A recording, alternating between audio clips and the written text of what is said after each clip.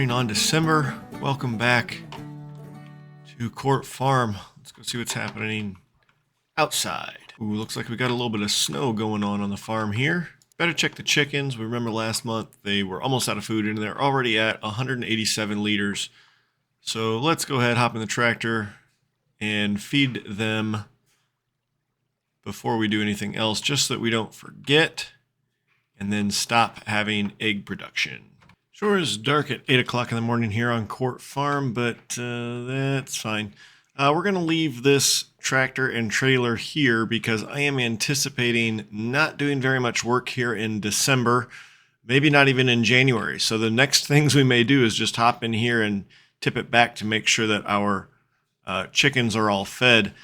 Let's see what we can do. Again, I really don't think there's going to be very much. So in December, we could harvest poplars, grass, or oilseed radish. So we may see if the grass is ready to go, but we just rolled that in November, so I doubt it. Yeah, we're not going to have much to do until we hit March and maybe do some spring wheat, barley, canola, or oat. Let's check prices really quickly. Well, we'll check equipment. Oof. Nothing that's worth purchasing for us. Let's check prices on, we've got a little bit of silage here. So we can check silage prices, see if it's worth the drive over anywhere. 560. Ooh, December or January, it looks like will be the highest prices. 567, although some of these are, Longmeadow Bales is already at 571. But we'll go ahead and let the last of these will sit here until we want to go make that next run in January. We'll let those prices get up as high as they can go. Let's check eggs. We've only got 477 pieces of eggs. Eggs are on the decline. They reach their peak in November, so we're actually hitting the worst time of year to be selling eggs. So we'll probably go ahead and try and stockpile those for as long as we can.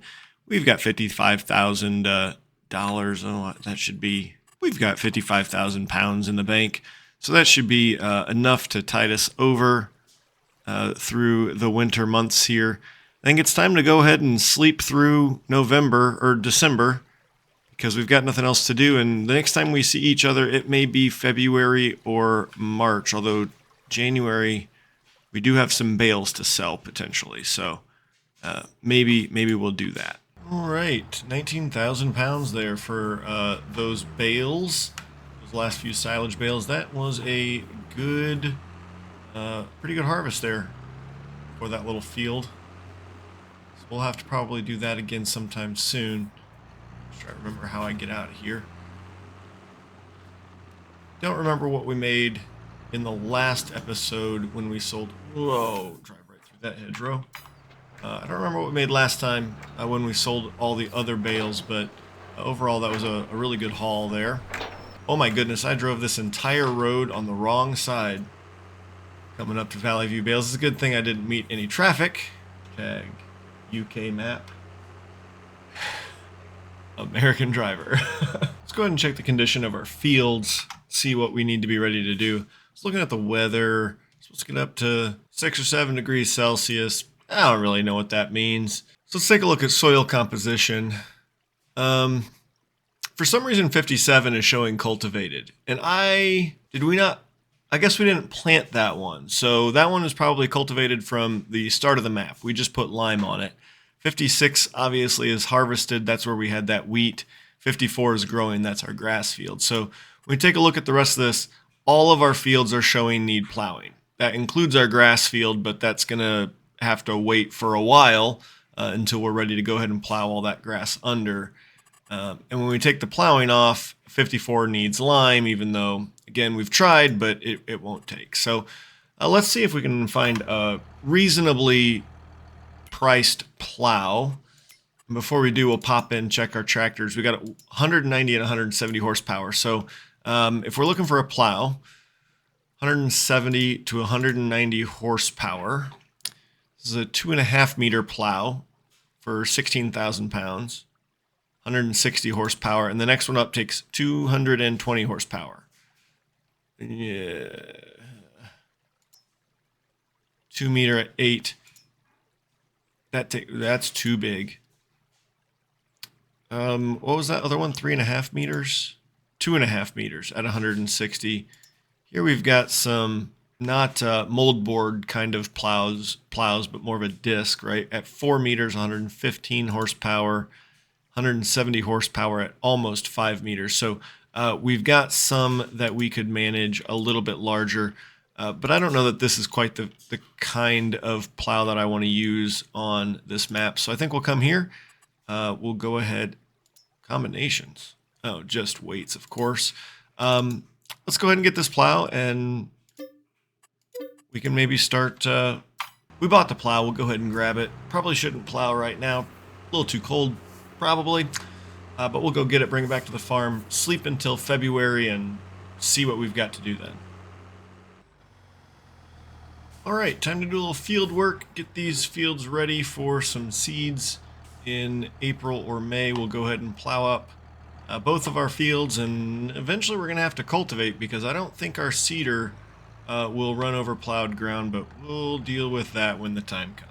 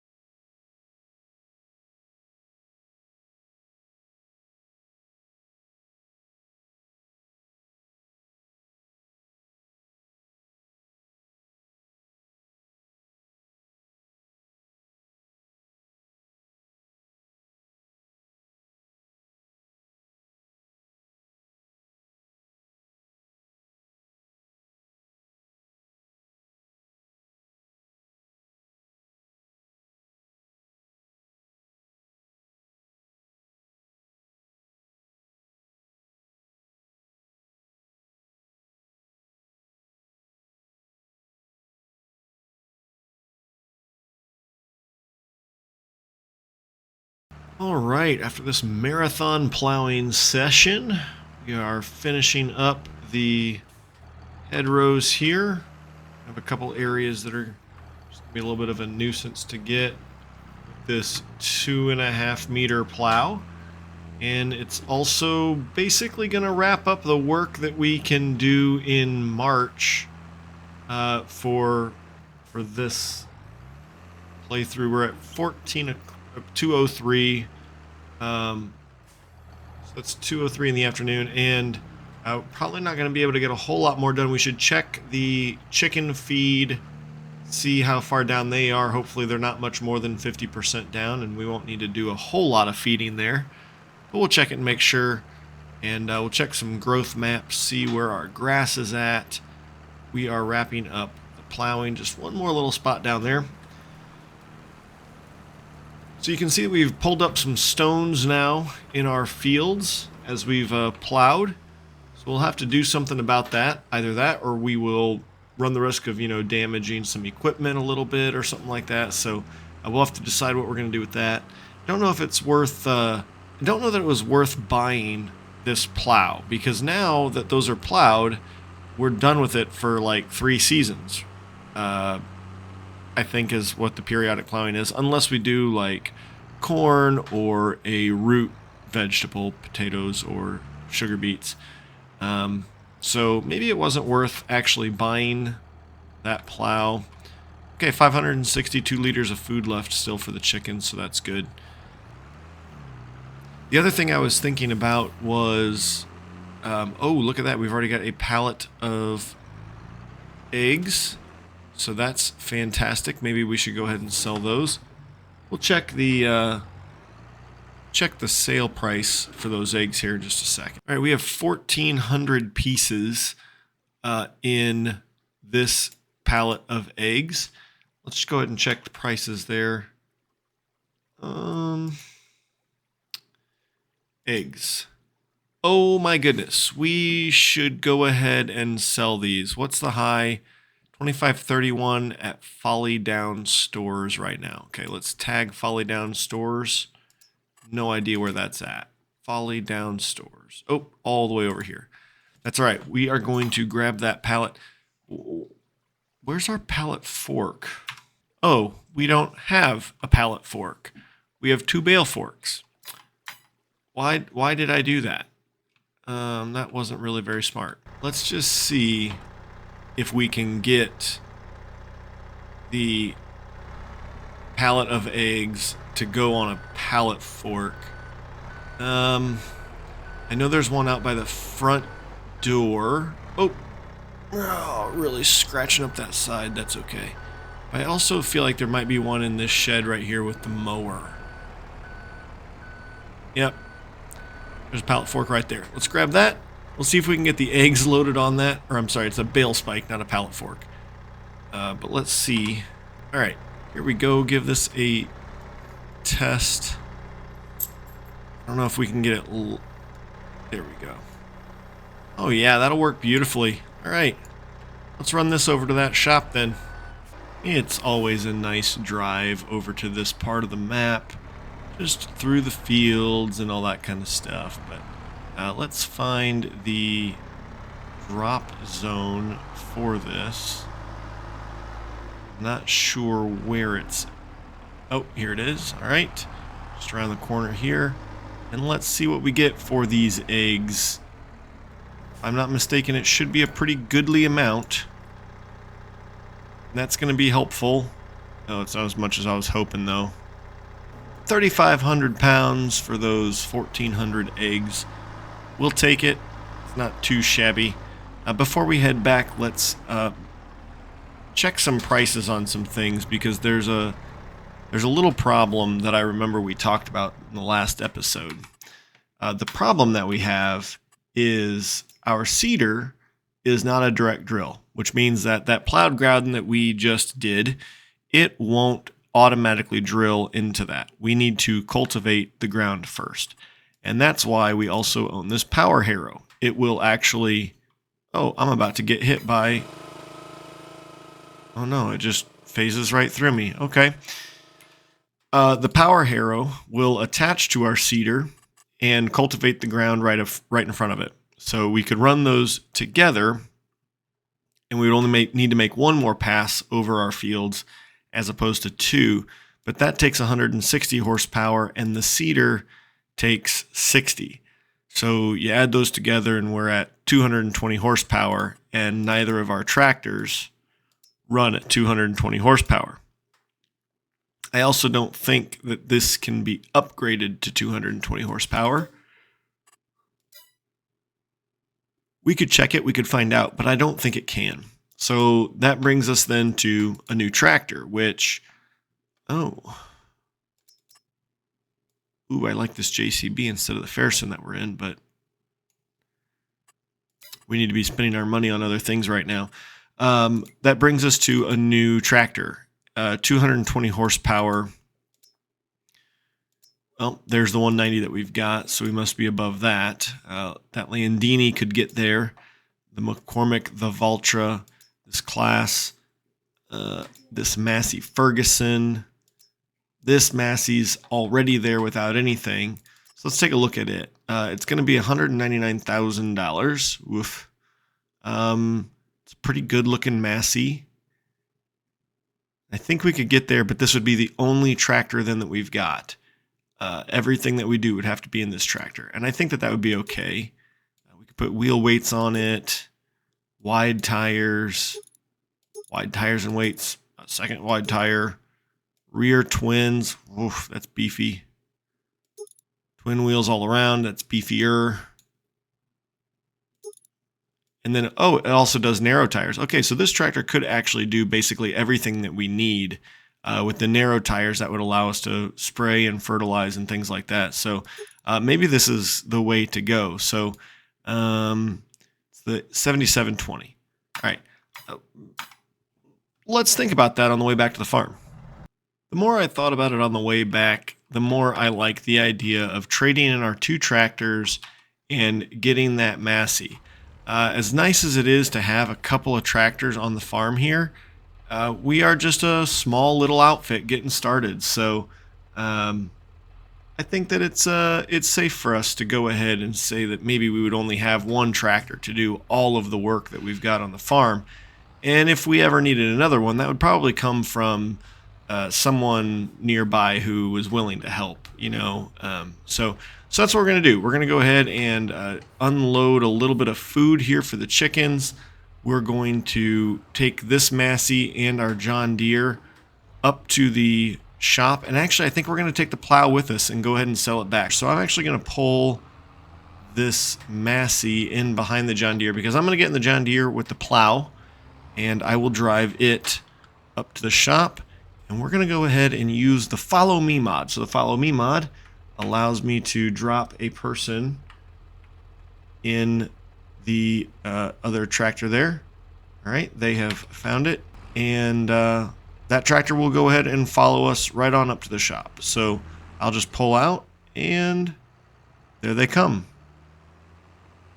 then we'll get both tractors up to the shop in one go rather than having to make this trip twice.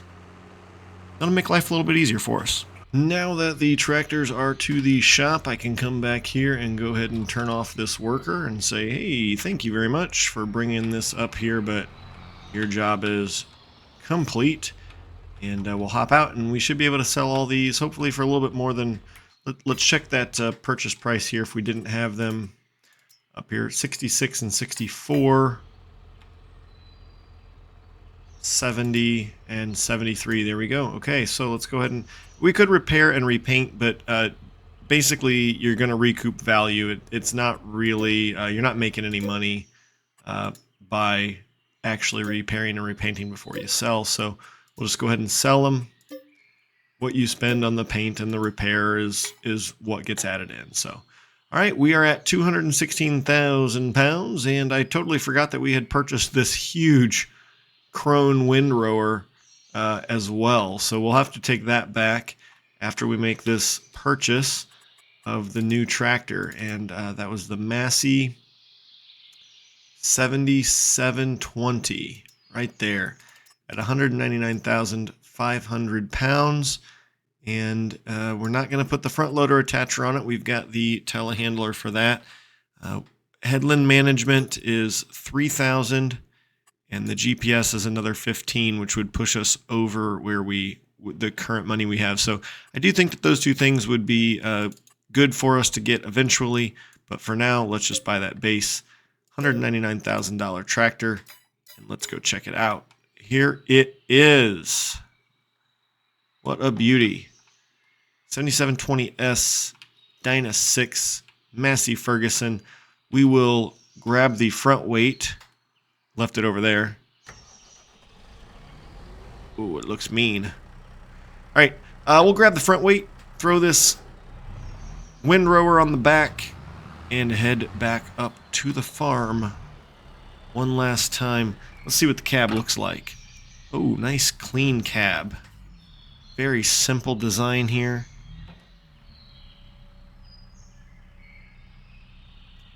Two screens, lights.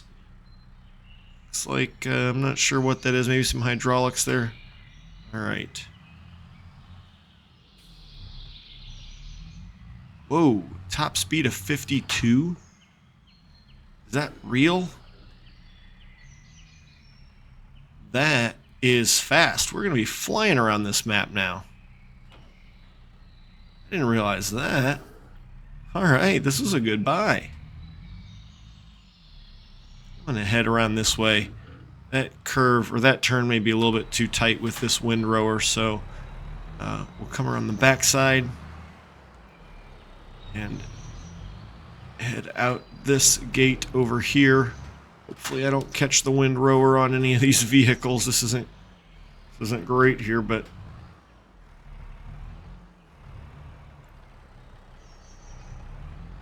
all right, there we go. And no traffic, so let's go ahead and head home. That is a beast of a machine right there, and it will get us through the spring planting season without a problem, and it's even going to get us through the tillage and everything that we need to do in the coming months. So again, let's check the calendar just so that we understand why I wanted to do that. So we've really only got the month of April and May to do any planting now. We could get something in the ground maybe here in March. We've got a couple hours of daylight left, so maybe we'll do that. And then in April and May, we won't have to till the ground and plant. We'll just be able to plant. So I think the big field, we're going to do soybeans. And then the smaller field, well, we'll probably end up doing oat or barley, something that produces straw. Wheat, probably not going to plant that field right now in March. So barley or oat will be where we go with that. I think we will call it the end of this episode. In the next episode, we'll be into April, and we will need to start planting kind of in earnest as we get ready to go. Again, this does have the power harrow attached to it and the seeder, so we'll be able to run across those fields just one time every time we seed. I'll probably have to lay some fertilizer sometime. Don't know if that'll be next episode or the one after. But yeah, should be good. Looking forward to jumping in. Oh, hey, we could probably sell that cultivator now. We'll think about that. Looking forward to jumping into that new Massey Ferguson and getting some work done in the next episode. So I hope you are too. Until then, I hope that you stay happy, stay healthy, and keep growing.